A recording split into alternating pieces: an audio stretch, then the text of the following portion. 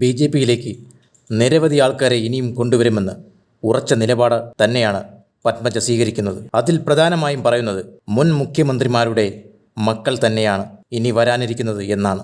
എന്നാൽ ആരൊക്കെയാണ് വരാനിരിക്കുന്നവർ എന്ന കാര്യത്തിൽ ഒരു വ്യക്തതയും അവർ നൽകിയിട്ടില്ല.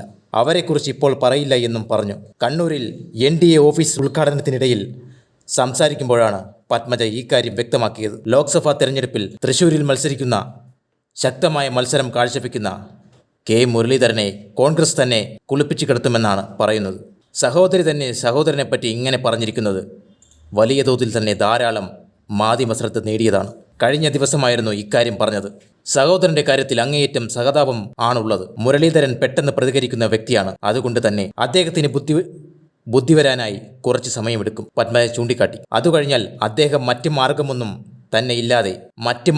തന്നെ ഇല്ലാതെ ബി.ജെ.പിയിലേക്ക് വരുമെന്ന് ആത്മവിശ്വാസം പ്രകടിപ്പിക്കുകയാണ് പത്മജ.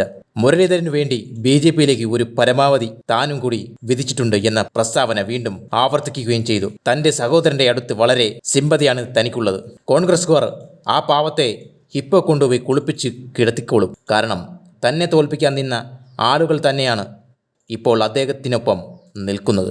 ഇന്നലെ വരെ പറഞ്ഞ കാര്യം വളരെ ശരിയാണ്. കരുണാകരൻ്റെ മക്കളെ ആർക്കും വേണ്ട. അതിലാദ്യം തന്നെ പുറത്താക്കി. എങ്ങനെയൊക്കെയോ ഓടിച്ചു വിട്ടു. അവർ വിചാരിച്ചതുപോലെ തന്നെ നടന്നു. പക്ഷേ തനിക്കിപ്പോൾ എത്രമാത്രം സമാധാനമുണ്ടെന്നുള്ള കാര്യം അവർ അറിയുന്നില്ല. എന്നവർ അറിഞ്ഞാൽ അവരുകൂടി ബോധം പോകുമെന്ന കാര്യത്തിൽ സംശയമില്ല. അച്ഛൻ്റെ ചെറിയൊരു സ്വഭാവം എനിക്കും കിട്ടിയിട്ടുണ്ട്. കൂടെയുള്ളവരെ സംരക്ഷിക്കുക എന്നുള്ളത്.